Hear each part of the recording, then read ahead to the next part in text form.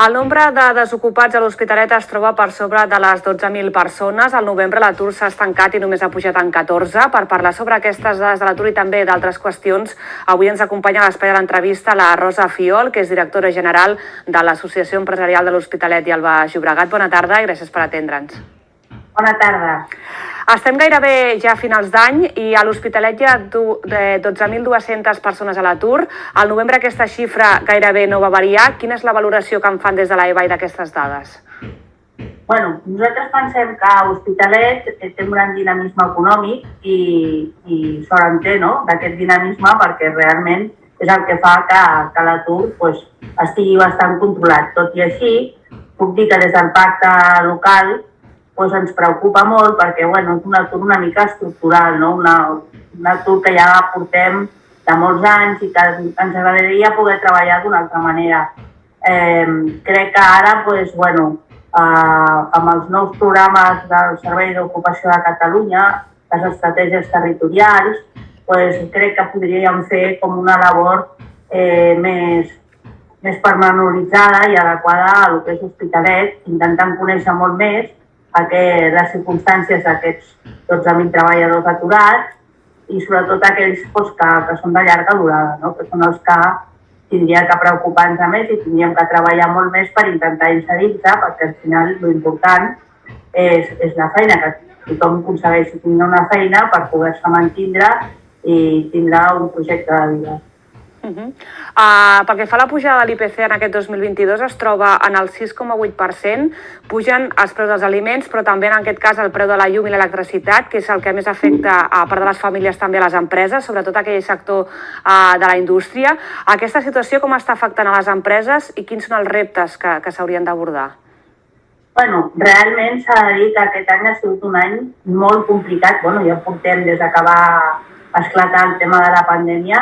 Jo crec que les empreses ens mereixem un homenatge, perquè és un no defallir a contracorrent de tot tipus, d'amenaces, d'entrebancs, quan no és l'energia són els xips, quan no són les primeres matèries, quan no són els problemes de transport, o sigui, hem tingut i seguim tenint molts problemes per poder desenvolupar la nostra activitat. Tot i així, les empreses, jo crec, en termes generals, que estan tirant, estan donant el do de pit, no?, amb el sentit d'una mica treballar per guanyar un futur que és complicat, perquè la pandèmia ens ha portat transformacions greus i importants, tot el tema energètic i també tot el tema digital, una adequació, no?, de tot el que són les empreses actuals amb aquests nous reptes.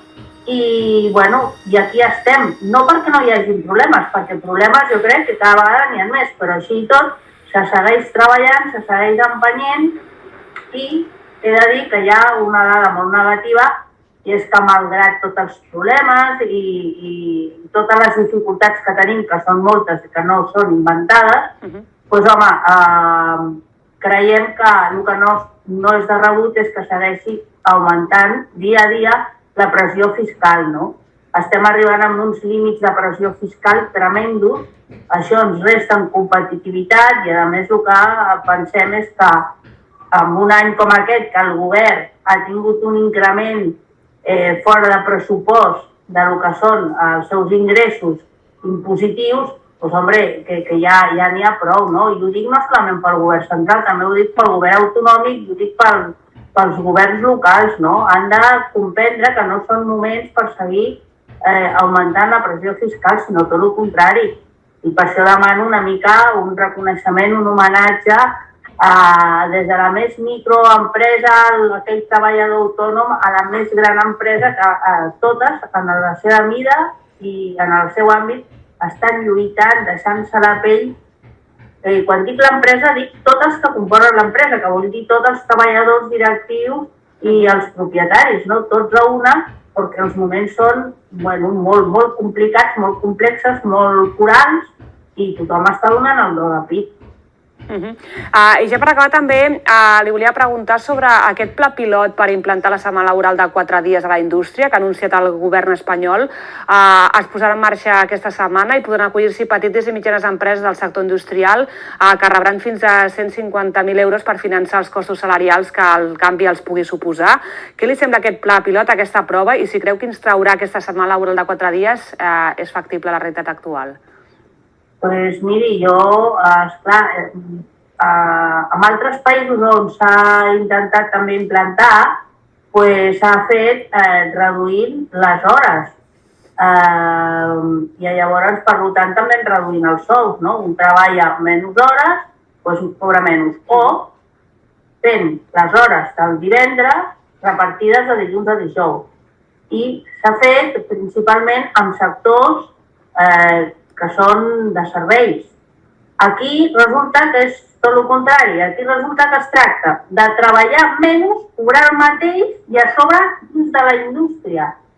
Per què hi ha una dificultat afegida? No perquè la indústria sigui problemàtica, sinó tot el contrari. Perquè la indústria el que té habitualment són unes grans inversions que requereixen d'una amortització. I l'amortització ve a base de treballar unes hores. Tu el que no pot ser, i això ho entendrà qualsevol, és no sé, per exemple, comprar-te un cotxe i utilitzar-lo una hora al dia, perquè això és absurd. Doncs el mateix la indústria, el que no pot ser és que tingui gran part de maquinàries i resulta que de 7 dies, 3 estiguin totalment aturades les màquines, no? Perquè ja es veu que llavors, esclar, les amortitzacions no es poden dur a terme. Què vull dir amb tot això?